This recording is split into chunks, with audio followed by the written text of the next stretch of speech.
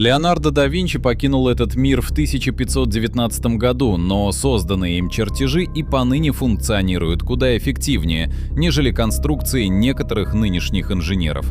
Это не лесть и не художественное преувеличение, а констатация факта, подтвержденная специалистами из космического агентства НАСА.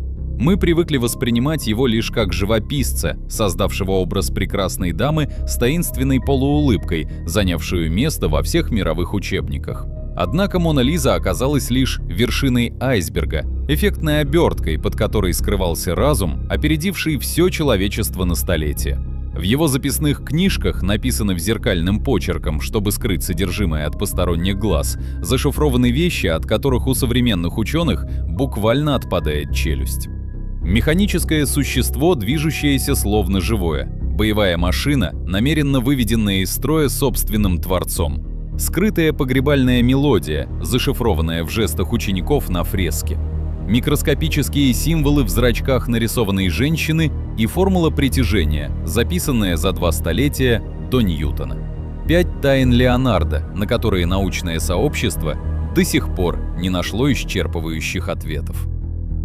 Каждая из них по отдельности могла бы стать научной сенсацией, а вместе они формируют образ человека, чье существование невозможно объяснить рамками его эпохи. И первая из этих загадок начинается с куска металла, нескольких тросов и рыцарских доспехов, без места для человека внутри. 1495 год. Милан. Мастерская при дворе герцога Лодовико Сфорца. Леонардо склонился над чертежами, которые не в состоянии постичь ни один из придворных мастеров. На бумаге изображена человеческая фигура в полном рыцарском облачении, но за доспехами нет живого тела человека. Вместо плоти и костей здесь видны шестеренки, тросы, блоки и системы шкивов, соединенных с поразительной точностью. Это не плод фантазии и не набросок на полях тетради, а полноценный инженерный проект первого в истории робота механического рыцаря. Чертеж оставался в архивах более 500 лет, пока на него не наткнулся Марк Рошайм, специалист по робототехнике, сотрудничавший с НАСА.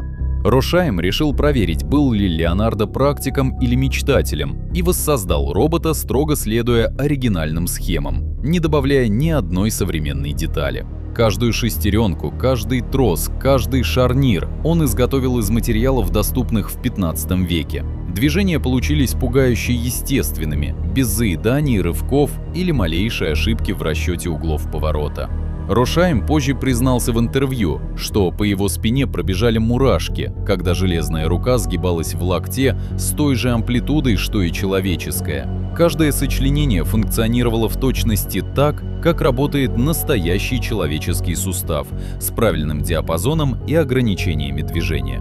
Внутри корпуса скрывалась система из 2 независимых механизмов. Один отвечал за руки, плечи и кисти, другой — за ноги, колени и лодыжки. Оба приводились в действие внешним рычагом и системой шкивов с тросами, проходящими по всему каркасу, подобно сухожилиям, пронизывающим скелет. Чтобы вы понимали масштаб происходящего, вспомните эти факты. В 15 веке даже базовые законы классической механики еще не были сформулированы. Исаак Ньютон появится лишь через 2 столетия, а само понятие биомеханики возникнет через 400 лет.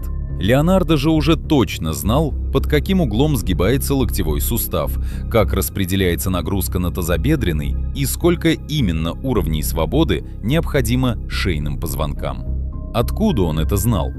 Ответ звучит жутковато. Он вскрывал трупы, более 30 тел за свою жизнь.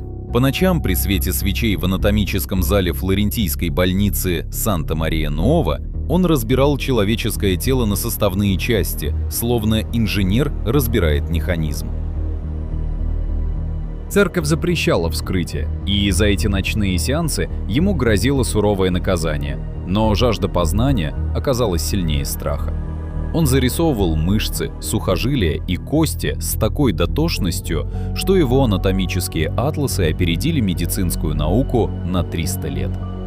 Именно эти изображения легли в основу механического рыцаря. Каждый шарнир робота повторял угол поворота настоящего сустава, срисованного с мертвого тела. Напишите в комментариях, из какой вы страны. Мне искренне интересно узнать, насколько далеко распространяются наши видео. Принципы, заложенные в этом рыцаре, впоследствии использовались при разработке роботов-хирургов и планетарных марсоходов. 500-летний чертеж оказался настолько безупречен, что инженеры НАСА не стали его усовершенствовать, а просто воспроизвели. Человек, не имевший калькулятора, компьютера или учебника физики, создал работающий механизм, который прошел проверку 21 века и выдержал ее. Если у вас сейчас возникла мысль, что Леонардо просто повезло с одним проектом, то вторая загадка развеет это заблуждение. Ведь она связана не с механикой и металлом, а с чем-то гораздо более странным – с музыкой мертвых, сокрытой на стене монастыря. Милан. Монастырь Санта-Мария-дель-Грация. Стена трапезной. На этой стене Леонардо создавал «Тайную вечерю» 3 года, с 1495 по 1498 год. Настоятель монастыря жаловался герцогу, что художник порой часами стоит перед фреской, делает один единственный мазок кистью и молча уходит. Все вокруг считали его медлительным и чудаковатым. Но спустя 5 столетий выяснилось, что каждый мазок нес в себе информацию, которую настоятелю лучше было бы не знать. В 2007 году итальянский музыкант и исследователь Джованни Мария Пала сделал открытие, от которого мир искусствоведения содрогнулся. Он наложил на фреску 5-линейную нотную грамоту и провел горизонтальные линии через руки апостолов и куски хлеба, разложенные на столе. Каждая рука, каждый кусок хлеба стали точкой на нотной линейке, обозначающей определенную ноту. Когда Пало сыграл получившуюся мелодию, из инструмента полился 40-секундный реквием, мрачный, торжественный, похожий на церковный похоронный гимн. Мелодия звучала так, будто ее написал профессиональный композитор, знающий все правила контрапункта и гармонии. Причем читать эту партитуру нужно было справа налево. Именно так, как Леонардо писал все свои записи, зеркально. Случайность была бы слишком невероятной. 13 фигур, десятки рук в разных положениях, и все они складываются в гармонически правильную музыкальную фразу. Если каналы с подобными историями вам нравятся, подпишитесь, чтобы алгоритм понял, что вам это интересно, а мы знали, что движемся в верном направлении. Музыка в жестах апостолов оказалась лишь первым слоем шифра, а под ним обнаружился второй, куда более тревожный. Исследовательница Ватиканского архива Сабрина Сфорца Галиция потратила годы на расшифровку математического кода, скрытого в арочном окне прямо над головой Христа. Комбинация чисел, геометрических пропорций и символов, вписанных в архитектуру окна, по ее расчетам указывает на конкретную дату – 21 марта 2006 года, день начала Всемирного потопа. Причем дата привязана к весеннему равноденствию, ключевой астрономической точке, которую Леонардо изучал всю жизнь. Скептики, конечно, покрутят пальцем у виска, и их можно понять. Но вот что не позволяет списать это на фантазию одной исследовательницы. Леонардо не был религиозным фанатиком и не верил в пророчество. Он был строгим эмпириком, который доверял исключительно числам, измерениям и наблюдениям. Если он вложил дату в структуру картины, то за этой датой стоит система вычислений, а не мистическое озарение. И мы до сих пор не знаем, на основании каких данных и какой модели он пришел к этому числу. Он забрал методику расчетов с собой в могилу, оставив нам лишь зашифрованный результат, замурованный в слои краски на монастырской стене.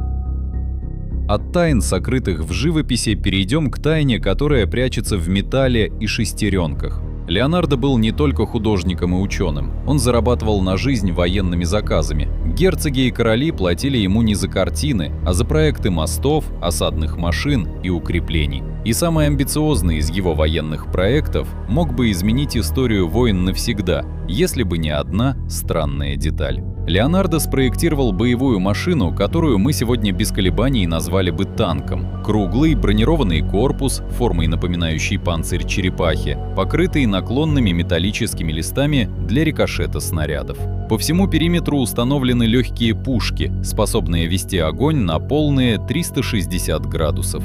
Сверху предусмотрена смотровая башенка, чтобы командир видел поле боя, а снизу — колесная платформа с приводом от мускульной силы экипажа. Внутри предусмотрены места для 8 человек, которые через систему рукояток вращают колеса и управляют движением. По сути, Леонардо придумал концепцию, которую военные инженеры реализуют только в 20 веке, во время Первой мировой войны, спустя 400 с лишним лет. Чертеж выглядит безупречно. Каждая деталь прорисована, каждый размер указан, каждое соединение продумано. Но когда современные инженеры, вооруженные компьютерными моделями, попытались собрать эту машину строго по оригинальным чертежам, она отказалась ехать. Передние и задние колеса были соединены с шестернями так, что вращались в противоположных направлениях и намертво блокировали друг друга. Первая и самая очевидная реакция — великий мастер допустил обидную ошибку. Но эта версия рассыпается в прах, стоит только вспомнить контекст. Человек, который рассчитал идеальную биомеханику робота с точностью до градуса, не мог перепутать направление вращения простейших шестеренок. Это все равно, что поверить, будто хирург, способный пришить палец под микроскопом, забыл, с какой стороны у перчатки большой палец. Историки выдвинули 3 версии, и каждая из них открывает совершенно другого Леонардо. Первая версия — намеренный саботаж для защиты интеллектуальной собственности. Леонардо прекрасно знал, что его мастерскую могут обворовать, а чертежи скопировать, и он ставил ошибку как замок, который мог снять только сам. Вторая — это был тест на понимание, своего рода вступительный экзамен для учеников. Тот, кто достаточно умен, чтобы найти ошибку, достаточно умен, чтобы заслужить доступ к настоящему чертежу. Третья версия, пожалуй, самая красивая и одновременно самая тревожная. Леонардо был убежденным пацифистом. Он называл войну звериным безумием в записях, которые прятал от заказчиков. Он проектировал оружие для герцогов и королей, потому что только военные давали деньги на настоящие исследования. Он нарисовал идеальную машину уничтожения, получил за проект щедрую оплату, а потом тихо сломал собственный чертеж. Сломал, чтобы ни один тиран эпохи Возрождения не смог превратить бумагу в настоящую смерть на поле боя. Верите ли вы, что человек может быть одновременно гением войны и ее злейшим врагом? Гений, который ломал собственные военные машины ради морального принципа. Оставил еще одну головоломку. И эта головоломка прячется в самом неожиданном месте. Там, куда каждый день смотрят тысячи глаз и не видят ничего. На этот раз она спрятана не в чертеже и не на стене, а в зрачках самой известной женщины в истории живописи. Мона Лиза висит за пуленепробиваемым стеклом в зале Лувра. И каждый день мимо нее проходит около 30 тысяч человек. Они фотографируют картину на телефоны, толкаются в очереди за селфи и уходят, так и не увидев главного. Потому что главное спрятано там, куда невозможно заглянуть без техники 21 века. В 2010 году итальянский исследователь Сильвано Винчетти направил на полотно микроскоп сверхвысокого разрешения и обнаружил в правом глазу Джоконды микроскопические буквы LV, инициалы автора Леонардо да Винчи. Размер этих букв меньше миллиметра, они абсолютно не видны человеческому глазу даже с расстояния в пару сантиметров. 5 столетий миллионы людей смотрели ей в глаза. Поэты посвящали этому взгляду стихи, а философы спорили о значении улыбки. И все это время в ее зрачках была спрятана подпись мастера, которую он оставил лично для будущего, для тех, кто сможет увидеть невидимое. Это само по себе потрясает, но настоящая загадка поджидала в левом глазу. Там исследователи разглядели другие буквы, похожие на «С» или, возможно, «Б». А на арке моста, едва различимого на заднем плане пейзажа, обнаружилось число 72. Вопрос, который мучает искусствоведов уже 1,5 десятилетия. Как физически он смог это сделать? В 15 веке лучшие оптические инструменты позволяли увеличить изображение максимум в 5 раз. Для нанесения букв такого размера требуется увеличение минимум в 20 раз, и кисть толщиной в человеческий волос. Леонардо либо имел доступ к оптике, о существовании которой мы ничего не знаем, либо его зрение и координация рук выходили за пределы документированных человеческих возможностей. Есть второй вопрос, который, возможно, еще важнее первого. Кто скрывается за инициалами в левом глазу? Буквы «С» и «Б» могут указывать на Чезаре Борджиа, жестокого полководца, при дворе которого Леонардо служил военным инженером. Буква «Б» может означать Беатриче d'Este, жену миланского герцога Лодовика, или даже скрытую отсылку к Боттичелли. А число 72 в каббалистической и герметической традиции означает количество тайных имен Бога. Ни одна из версий не доказана. Каждая порождает новые коридоры вопросов без ответов на горизонте. Мона Лиза молчит уже 5 столетий, и, похоже, разговорить ее сможет лишь технология, которая еще не изобретена. Мы смотрим ей в глаза через бронированное стекло, а она смотрит на нас сквозь века и хранит чужие секреты. Последняя загадка не просто удивляет и не просто впечатляет, она по-настоящему пугает. Если предыдущие 4 открытия касались инженерии и искусства, то здесь Леонардо вышел на территорию, где ошибка невозможна в принципе, потому что здесь Леонардо вышел за рамки инженерии, за рамки искусства и вторгся на территорию фундаментальной физики. Причем сделал это за столетие до того, как эта территория вообще появилась на карте науки. В 2023 году группа инженеров из Калифорнийского университета взялась за перевод и анализ кодекса Аронделла, одного из ключевых дневников да Винчи, хранящегося в британской библиотеке. На полях рукописи они нашли странный рисунок – кувшин, из которого высыпаются песчинки, и рядом серию треугольников с короткими пометками. На первый взгляд это выглядело как очередной бессистемный набросок, каких у Леонардо тысячи. Но когда исследователи прочитали зеркальные записи и наложили на рисунки математическую сетку, они осознали, что перед ними экспериментальное описание гравитационного ускорения. Леонардо не просто догадывался, что тяжелые предметы падают вниз. Это знал любой средневековый крестьянин. Он понял нечто качественно иное, что скорость падения увеличивается по строго определенному закону, и попытался вычислить числовой коэффициент этого ускорения. Его результат оказался точен на 97% по сравнению с показаниями современных лабораторных приборов. 3% погрешности за 500 лет до изобретения точных измерительных инструментов. Для человека 15 века это не просто хороший результат. Это результат, который невозможен по всем правилам, известным историей науки. У него не было секундомера, чтобы замерить время падения с нужной точностью. Не было вакуумной камеры, чтобы исключить сопротивление воздуха.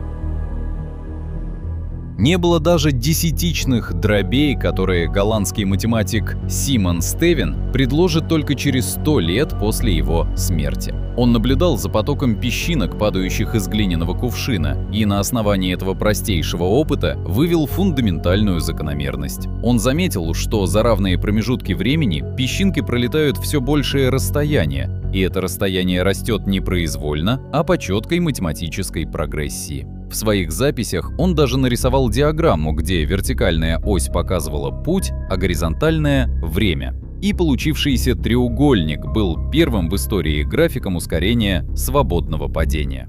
К такому же выводу Исаак Ньютон придет лишь в 1687 году, а Альберт Эйнштейн уточнит и переосмыслит в 1915.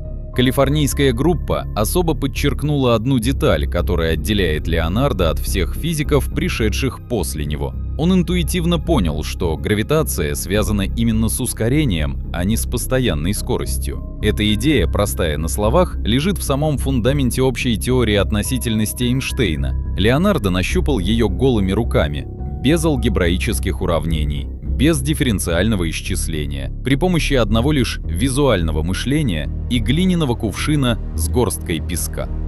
Представьте себе, человек сидит в мастерской, переворачивает кувшин и наблюдает, как песок сыплется на стол. И из этого простого зрелища извлекает формулу, над которой лучшие умы Европы будут биться еще 2 столетия. Как вы думаете, Леонардо был просто невероятно одаренным человеком, или в его записях скрыто что-то еще, чего мы пока не в состоянии расшифровать? Есть расхожая фраза, которая кочует из книги в книгу и из документального фильма в документальный. Леонардо да Винчи опередил свое время. Но после всего, что мы сегодня разобрали, эта формулировка звучит слишком пресно и неточно. Он не опередил время, он будто существовал в каком-то параллельном информационном потоке, откуда изредка подбрасывал нам подсказки в виде чертежей и рисунков на полях. Мир, в котором он жил, не имел ни электричества, ни печатного станка в массовом производстве, ни даже приличных дорог между городами. А он в этом мире проектировал роботов, шифровал музыку в живописи и вычислял константы, которые мы проверяем на орбитальных спутниках. Робот, который безупречно работает спустя 500 лет после создания. Танк, сломанный ради этического принципа. Похоронная музыка в жестах апостолов. Формула гравитации, добытая из кувшина с песком. 5 фрагментов одной невозможной биографии. И каждый из них по отдельности хватило бы, чтобы обессмертить имя любого ученого. А Леонардо вместил все это в одну жизнь, длившуюся всего 67 лет. И при этом успевал рисовать шедевры, проектировать мосты, изучать полет птиц и конструировать музыкальные инструменты. Мы разобрали 5 фрагментов, а в его дневниках лежат еще 1000 страниц, которые никто не переводил и не анализировал современными методами. Многие из этих страниц до сих пор хранятся в частных коллекциях и закрытых архивах, куда исследователи получают доступ крайне редко. Каждый раз, когда наука получает новый инструмент, она заглядывает в записи Леонардо и с изумлением обнаруживает, что он побывал там раньше. Рентген открыл музыку в «Тайной вечере», микроскоп нашел буквы в глазах Моны Лизы, компьютерный анализ расшифровал формулу гравитации на полях дневника. Что найдет следующий прибор, который мы еще не изобрели? Возможно, самая большая загадка да Винчи не в том, что он успел изобрести за свою жизнь, а в том, что мы до сих пор не нашли, потому что еще не доросли до понимания. Если это видео заставило вас по-другому взглянуть на историю, поставьте лайк и отправьте его тому, кто любит докапываться до настоящей сути вещей. До скорой встречи на канале Кракен.